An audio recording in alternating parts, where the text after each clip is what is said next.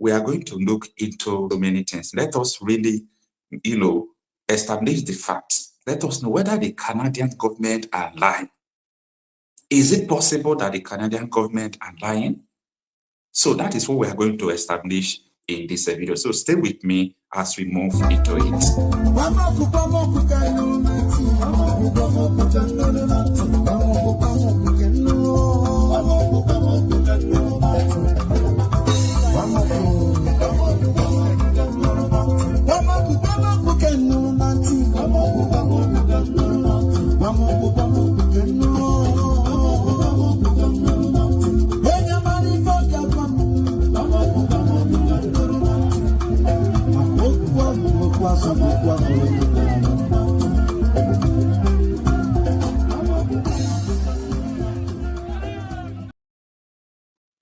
All right, so here we are. So as I said before, let us dive into it now. Let me talk from 1999, let me talk from the things I know and the things I experienced while growing up. So after Nigeria entered the so-called political dispensation in 1999, the first election that draws international attention was the election of 2014-2015 that, saw Buhari as the winner of the election when the AC, that is Action Congress, and CPC, that is Buhari's party, they merged together and they formed APC. Now, I saw so many things that I shouted up to tomorrow. I use it to make videos. I use it to talk, but nobody is listening. I mean, nobody is listening. And what could that be? In that 2014, there were some foreigners who they imported into the country. They imported some terrorists into the country. Now, they said it by themselves that they imported almost 3 million foreigners from the Sahel. Now, these people, their purpose of bringing them is to make sure they win Goodluck Jonathan. And after the election, they came to the Chinese television. They admitted that they imported people into the country. And these are the Fulanis, they call Fulani terrorists or bandits you see today in Nigeria. So it was APC that imported them. It is a fact. It is on the national television. They did not deny it. They admitted it. Now, this is what they said. They said after they imported these people that they did not use them to do election, that they imported them for the purpose of the election. But what do? That after they imported them, they now saw that someone like Dino Manai, Bukola Sariki, what is it called, Atiku, Abubakar, all these people now join from PDP. They now move to APC, abandoning Jonathan. So they say after these people move into APC, they knew they are going to win the election, but they don't just know what to do with the terrorists they imported into the country. I hope you are understanding. Now, after the election, Buhari continued to say that he's going to establish Ruga. Now, his purpose is that these people were imported into the country. What are we going to do to them? We have to create an enabling environment. We have to give them places for them to stay. Like the place of Benue, you can see Otom fought that time. Otom did everything he could to make sure he fought up those Ruga setup. So at the end, Ruga did not, get it. To the extent that the film additional, Buhari says on media, we come to the national television, AIT. I still have the video because I documented everything that transpired then. So they came, film additional came to AIT News. He said that you choose between your life or your land, that you should give your land to these foreigners for them to have their cattle and, live. That if you don't do that, it is person who is alive that talk about land. This was the statement Femi Adesina made. So after Femi Adesina made that statement, they were killing started happening. They started burning houses, like all these things you see in Benue, you see in different parts of the country. They started rubbishing everywhere. And come on, this man was not talking. They were not talking. The world was watching. They were carrying out ethnic cleansing, killing people, doing all sorts of things. We were warning them. This thing is not good. But, nobody have voice now. You can't talk anything. Because the people who are doing it are the people who have the power. The people who have the power are doing it, but the world was watching. Now, after this dispensation, what we started seeing was killing upon killing. The killing continues up to today. Do you forget that even after Buhari when Tinubu enters office. The first killing that happened in Plateau State, where they killed almost 180-something in one night, the midnight of Christmas. After killing them, the whole world reacted. The Prime Minister of Italy tweeted, the Prime Minister of Hungary, that woman that is no longer there, many world leaders reacted. But you know what? The following day, the whole governors gathered. They traveled to Lagos to tell Tinubu, Merry Christmas. White people are dying. The villagers said that they gave the military 33 distress calls. The military did not answer. And these people wrote a letter that they were coming. The letter was forwarded to the military and they did not do anything. Now, are you surprised of all these things? No, I'm not surprised. Most of the time, I used to, show you this video of Doyin Okukpe of blessed memory. What he said that Buhari said. He said this again on Chinese television. Listen. A very well-known leader in this country said that any attempt to attack and fight insurgency is an attack on the North. So when you have such huge political considerations, there are difficulties. I mean, Buhari said that in the newspaper.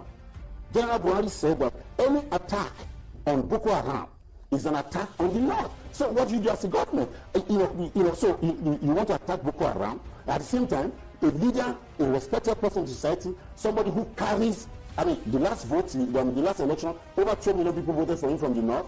A man like that, you cannot ignore him. Now he says that if you continue to attack Boko Haram, you are attacking the North. You must be careful. A very well.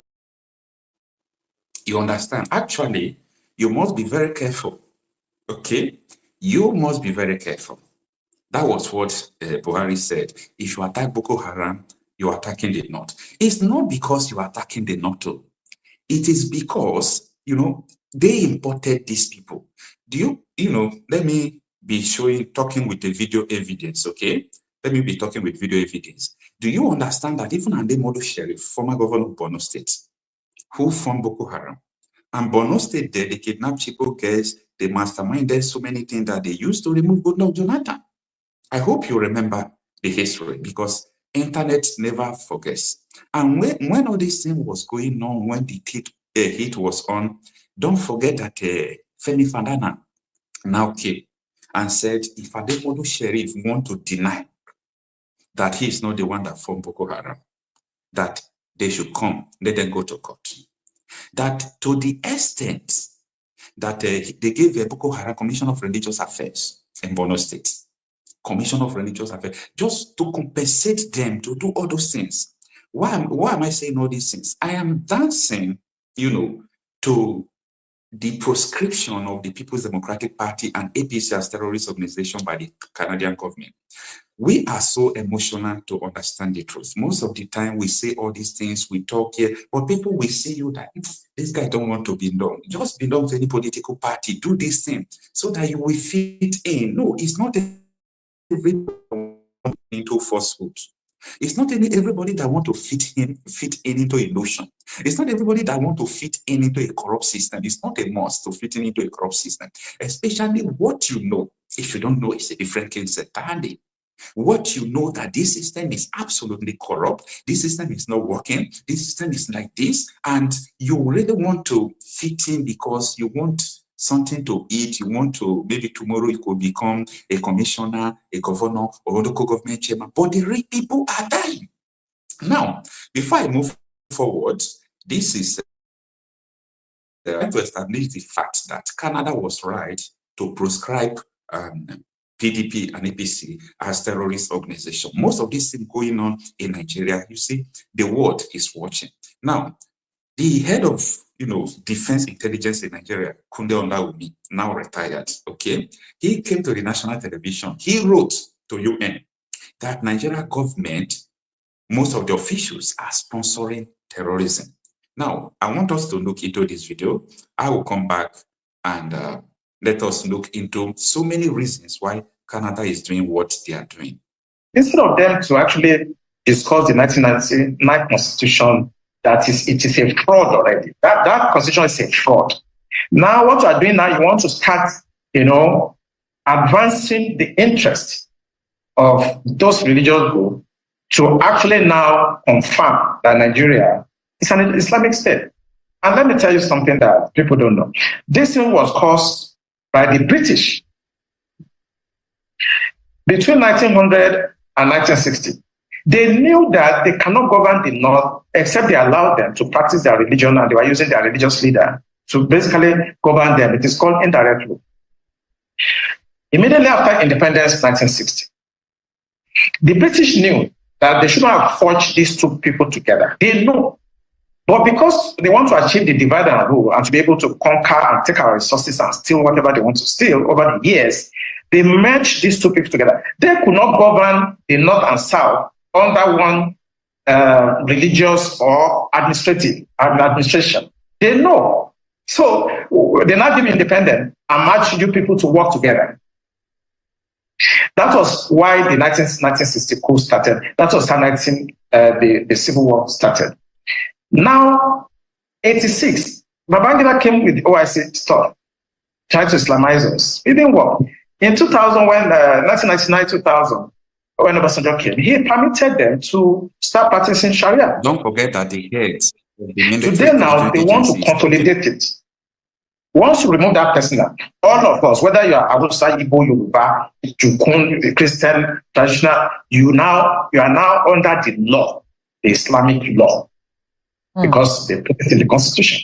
In fact, listening to the member that was representing Ahoda East, Abu Anudua Federal Constituency, River State, I want to get his words. He said personal matters that was envisaged, he says, by the people who drafted this constitution. And I want to quote him. The implication is, if the word personal is removed, Islamic law would have broader implications. The word personal was put there for a reason. Let's talk a bit about this whole conversation about Islamizing the country with our population and our dynamics. Is it possible that someone can sneak this in at some point and force all of us under some sort of regulation that we do not ascribe to? Is it possible that this can happen in this country? It is possible, and don't be deceived. It's going to happen. Do you know Constantinople? Today's Turkey? They were almost 98% Christian before now. Today, it's an Islamic country. I did Islam in my master's program, and I was trained by Professor Alijani. He's a Persian. He's an Iranian American.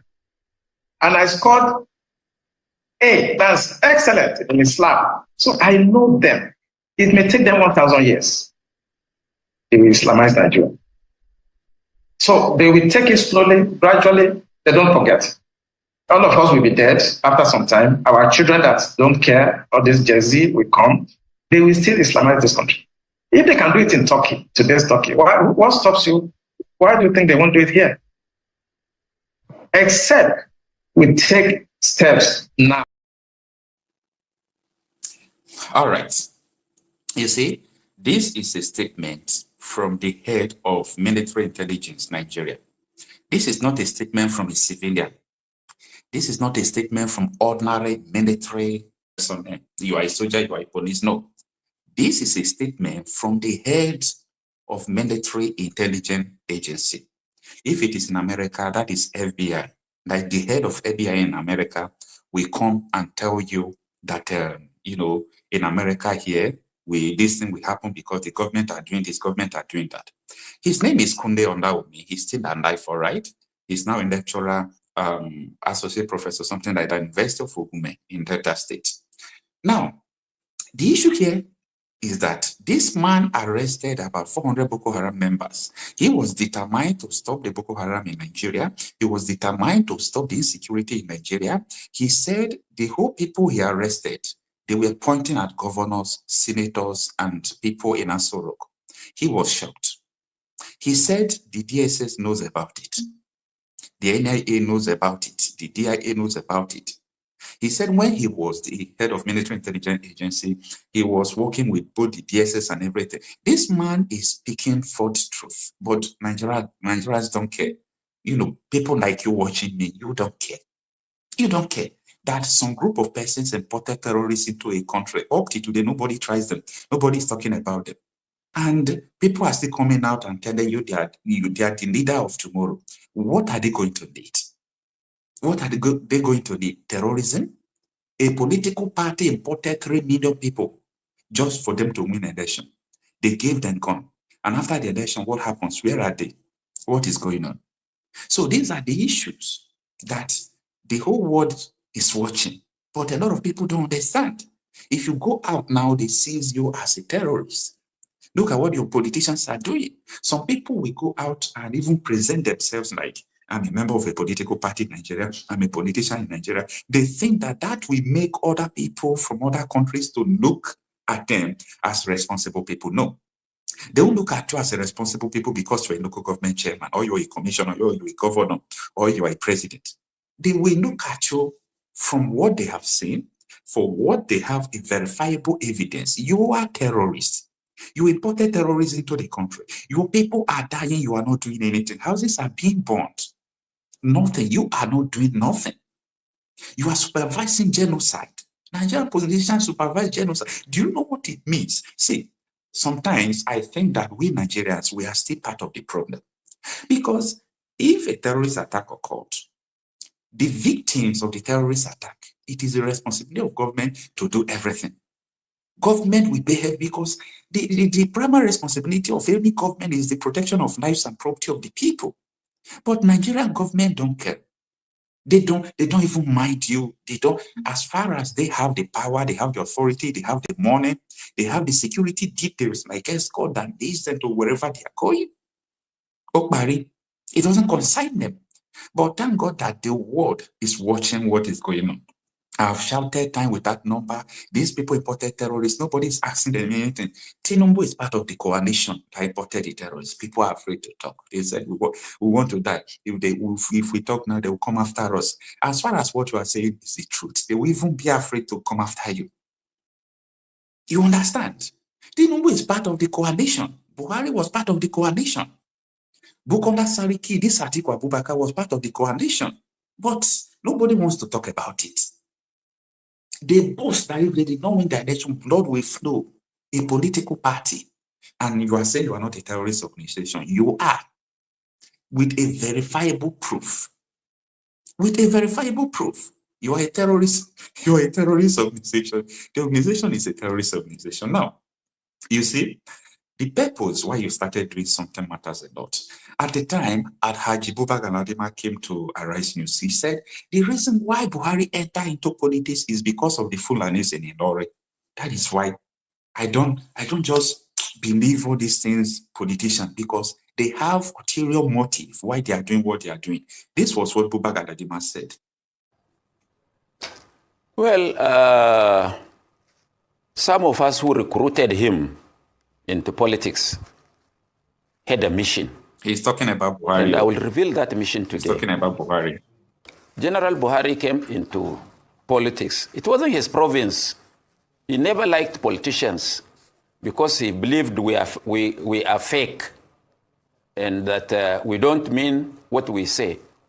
But there was an incident that made some of us to recruit him, convince him, and use the other people to convince him to join politics.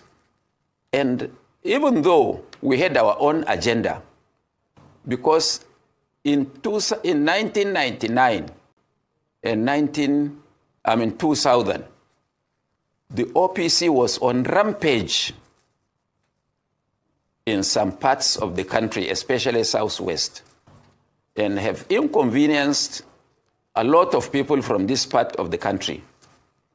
And to the extent that they mobilized over 500 vehicles to come and invade Ilorin with the sole aim of uprooting what they called Fulani structures in Ilorin.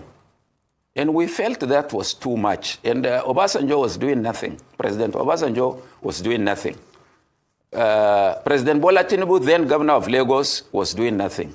And some of us felt that those group of people were being encouraged by their leaders in position of authority. So how do we stop that? And I called a meeting in Kaduna at Alhaji Bashar Al-Hatu's house in a place called Unguan Kaji, directly opposite the house of General Ibrahim Badamasi Babangida. And some of those we invited included Alhaji Wadanas, Professor Yadudu, Bashir Alhatu himself, Alhaji Yahya Sulehama, and a host of others, about 34 of us. And we sat down to reason. How do we save our people from this OPC menace? So we said, I suggested that we have to, because you remove government through only two ways: the ballot of through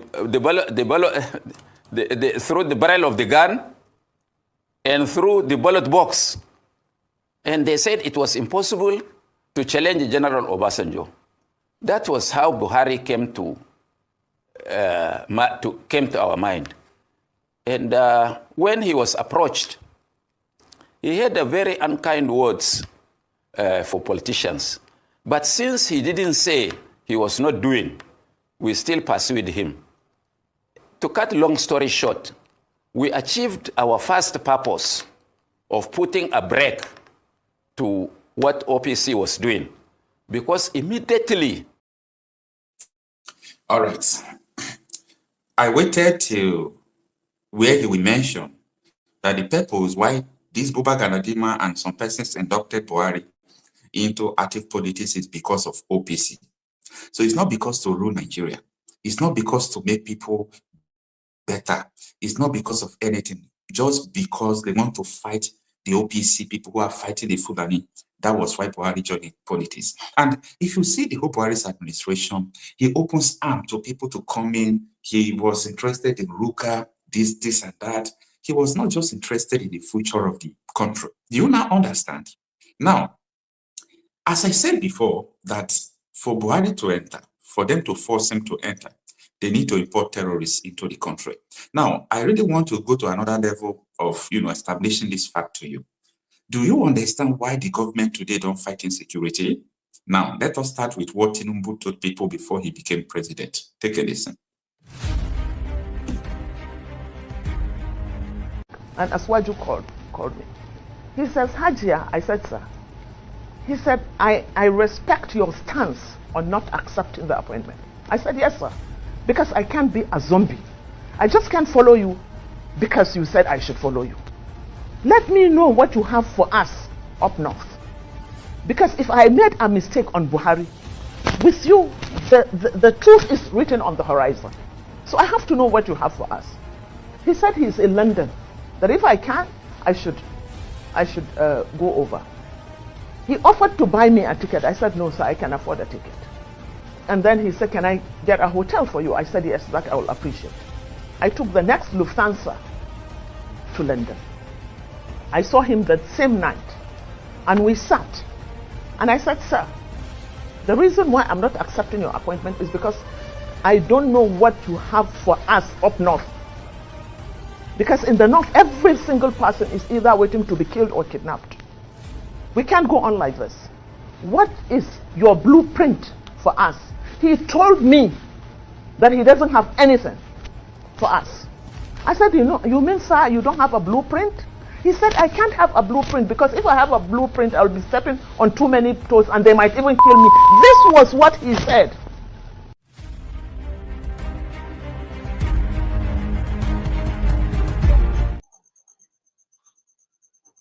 Good evening, sir.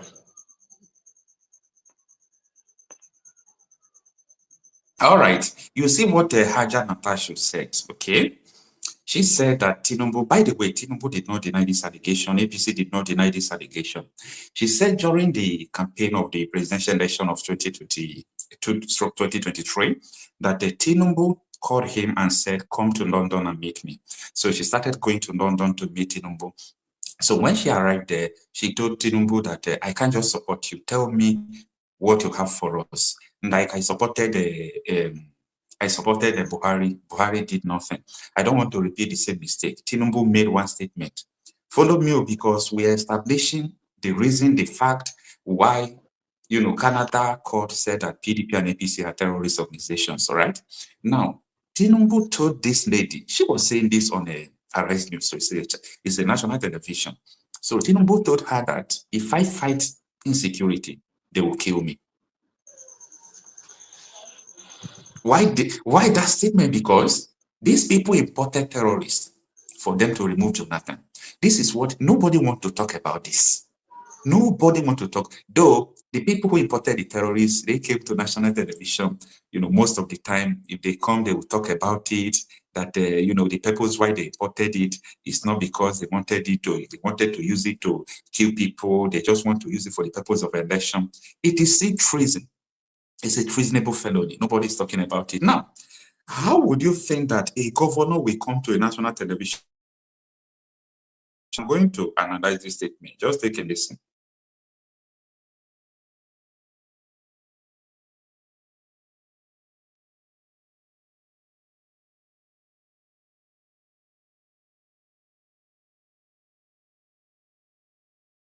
Like I said, okay, we know where these guys trying are. To bring the video out. We know where they live. We know their parents. You know them as a government? Of course we do. They live with the same community we live. So why is it difficult to get them? That is the $1 million question that I should ask you. We are trying to understand, for those of us who are now conversant with Zamfara, have never been there, and we hear you as a chief security officer speak tonight to say you know these people, but yet you can't get them. It's a head scratcher. It is something that we are trying to all put our heads together. That is why, from what I can do as a governor, to have this CPG as a first line of defense.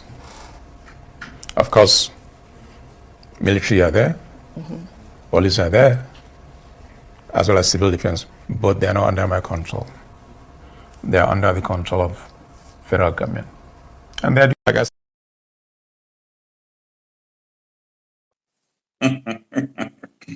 I hope you understand what a sitting governor is saying. This is a sitting governor, right? Dauda, the governor of Zamfara State. I am establishing the fact that APC and PDP are terrorist organizations. This governor said, and I quote, now this is a national television where he was making this statement on Arise News. He said, we know the terrorists. We know where they live. We know their parents. We know everything about them. Then the anchor was asking him, he's a head scratcher. How can you say you know these terrorists, but you can't fight them, you can't kill them? He said the military is there, the police is there, the civil defense is there, but they are not under my control. They are under the control of the federal government. I hope you people understand the alignment. It's just telling you that the federal government don't want to fight insecurity. By the way, this man, came to the national television to accuse Tinubu's Minister of Defense, Matawande. Tinubu's Minister of Defense. This man said he's a part of the terrorists. He's a part of banditry. So I want you to listen to it because I am just talking, establishing facts why APC and PDP are terrorist organizations with video evidence. Listen to what he said here. In fact, let me see if I he said can. it's very categorical. If I were him, I would resign and face all the allegations against me. And that would have been more honorable because he's talking about Minister of Defense States. Information we're getting, my predecessor was fully involved in some of these banditry issues. Typical is the fact that that was a permanent secretary when his children were abducted. And it was unfortunate that he had to pay ransom through the government house. And it was also very clear based on all the allegations that bandits were being kept at government house. There are so many issues. So for me, honestly, if I were him, I'll step aside and face this allegation until I clear my name before I come back and continue my job. That should have been more honorable. And how can you imagine all these allegations against him? And he's still the Minister of Defense. That is unfair. This man could have been honorable, stay aside. Fair. That is unfair. This is what a sitting governor is talking. Wait, I don't know whether Nigeria think that the world is not watching them. I don't know. Maybe they think the world is blind. It's because of interest. The world don't have Nigeria's interest. Nigeria is not their interest. Okay? You see all these globalists, they move with interest. If they see what interests them in Nigeria, it will not take them 1 month to foot up that country. This is a governor. telling you that your Minister of Defense is a terrorist, that they have the information. A sitting governor coming to national television to tell you your Minister of Defense is a terrorist. You see, the kind politics that people are playing in Nigeria is a politics of either you are hungry for power, you are hungry for money. It's not a politics of sincerity. No country survives with that. You may pretend that things are going well. You may be pretending that all is well, but it can't take you anywhere. Now, these are the people who are representing Nigeria before now. People who have been going to international communities. Someone like T.Y. Danjuma going for meetings in, at the international level. This is what he himself has to say about Nigeria being a terrorist place. Taraba is a mini state. It's a mini Nigeria composed of various ethnic groups living together reasonably peacefully. But the peace in this state is under assault. There's an attempt at ethnic cleansing in this state and of course in all the riverine states of Nigeria. We must resist it. We must stop it. Every one of us must rise up. The armed forces are not neutral. They collude. They collude.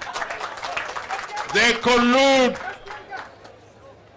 with the armed bandits that kill people, kill Nigerians. They facilitate their movements. They cover them. If you are depending on the armed forces to stop the killings, you will all die.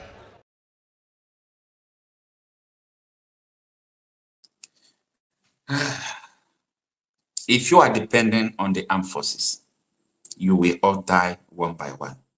This was one time, military chief in Nigeria. And you think that the world don't know what is going on in Nigeria?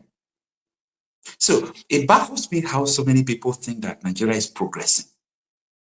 The rate of killing every day in Nigeria outnumbered people dying in Gaza. The whole world is talking about Gaza. The number of killing in Nigeria outnumbered Ukraine.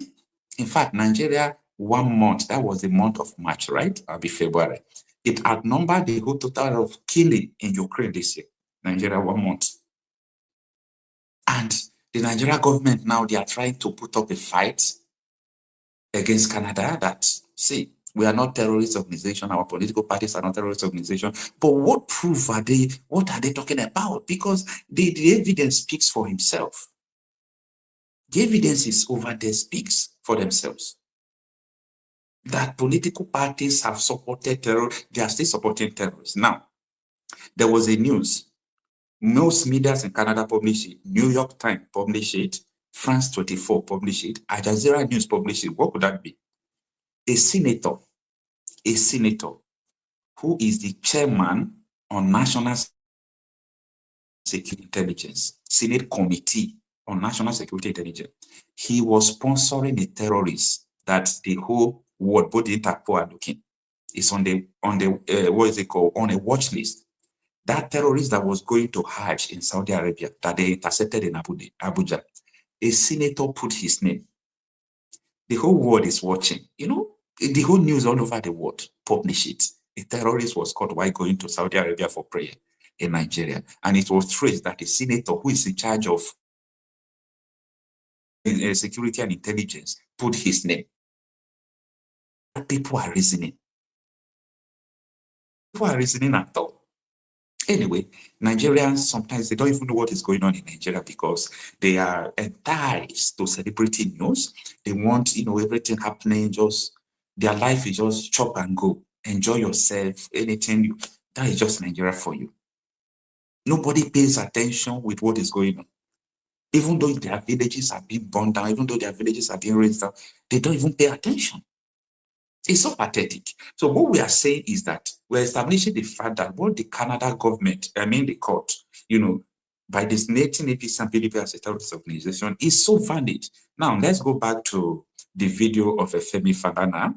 But before that, this is what Naya Baribe said, because if I'm saying that APC imported terrorists, Tinubu's party, Tinubu's coalition, they imported terrorists into Nigeria, people will ask, what are you saying?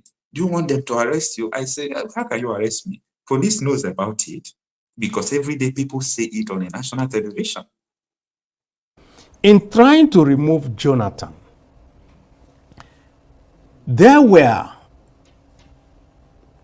stateless persons that were from the Sahel region that were imported into Nigeria, and a former chairman of PDP made that statement. I'm not the person that made it. But that importation is a fact, is it? That importation is a fact. What has happened in Nigeria is that most of the time when something comes up today, we never sit back and say, how did we get to this point? We got to this point by virtue of the fact of the effort to remove President Jonathan.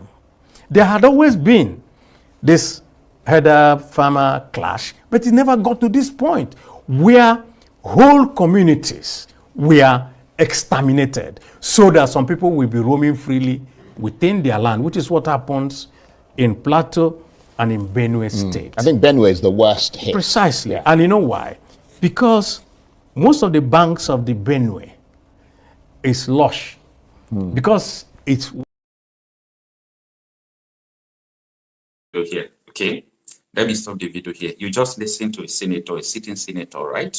Naya Baribe, when he's saying that by the effort to remove Jonathan, that APC imported terrorists into the country.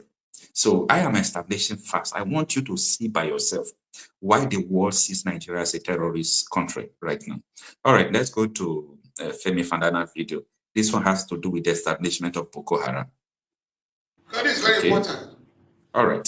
Who started the Boko Haram crisis in Borno State? A governor, Muhammadu Ali Sharif, addressed the press 2 days ago and attempted to insult the collective intelligence and memory of Nigerians by denying any links with the dangerous, dreaded Boko Haram sect. I did reply him yesterday, and I'm expecting him to sue me, because he said he wanted to sue an Australian. You don't need to go to Australia. What you are looking for in Sokoto is in the pocket of your Sokoto. I'm ready to join issues with him, because not only did he sponsor that organization by providing funds for them, in 2003, he had a deal with the Boko Haram sect to get him to win the election. And if he won his re-election, he will compensate the organization. When he won that election, he appointed Alhaji Bugu Foy as the Commissioner for Religious Affairs to implement Sharia in that state. When the man attended the first Executive Council meeting, he discovered that they were all talking about contracts and how to steal money. So he went back to the camp, the Boko Haram camp, and said, where you send me to is Gida Barawi, the house of thieves. I can no longer be part of them. So he was asked to resign. And that was how Foy resigned from the government of Mutu Sharif. So to say that you don't know them is the greatest lie. I was just reminded this morning by somebody from Borno State that something was missing in my understanding. That in 2012, October 10, Alhaji Mutu Sharif was arrested in Cameroon on grounds of his Boko Haram connection. But the government here pleaded with the Cameroonian authorities to release him, because he's a big man here. He cannot be arrested. But 2 weeks ago, a special envoy of President Goodluck Jonathan, Reverend Stephen Singh Davis, told the whole world that Alhaji Sharif, the former chief of army staff here in Jericho, and some senior officials of the Central Bank of Nigeria have been funding the Boko Haram sect. Up to now, the government has not reacted to this very important information. So when you are looking for the sponsors of Boko Haram, I think we now know where they are. But what is very disturbing is the fact that currently Nigerian soldiers are refusing to fight. A part of Nigeria has been annexed. All right, let me stop the video there. You see, a lot of people are in Nigeria, but they don't know what is going on in Nigeria. They live in Nigeria, but they don't know what is going on in Nigeria. That was as far back like 2016, 2015. Part of the Nigeria has been annexed to Boko Haram. This fight is difficult. It is difficult to fight because the government imported them. The government allowed them to come. The government officials equipped them. This is a well-known fact. These are well-known facts. So these are the issues that people don't want to talk about in Nigeria. People don't, anytime you are talking about all these things, you say they will tell you that, oh, this is sensitive. But forget about the sensitivity. Let us look about the truth in it. Let us look about the truth in it, because we are living in falsehood. You know what they call falsehood? A mirage. You think you have something, you don't have it until it is too late. Or you think that this terrorism going on from one village to the other, you think it will stop one day. If you think it will stop, you're wasting your time. It's not going to stop. It's not going to stop. They have a mission. They have to accomplish something. Why do they start? That is the primary question. That is why I'm taking time to give you evidence of everything that is going on. So it is terrible that Nigerian government is now trying to tell the Canada otherwise, that we are not, we are not terrorist organization. Our political parties are not terrorist organization, this and that. But it is well. The world knows the truth.